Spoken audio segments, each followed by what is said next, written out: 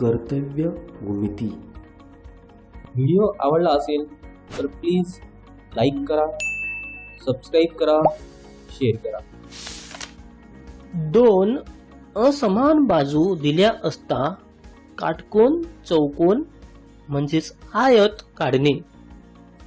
प्रश्न: 5 सेंटीमीटर व 8 सेंटीमीटर लांबीच्या दोन असमान बाजू असणारा आयत काढा.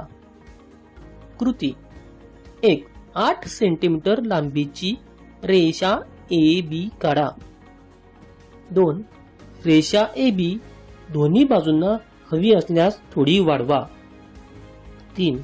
A आणि B या बिंदूंमधून रेषा AB च्या एकाच बाजूस AM व BN हे लंब काढा.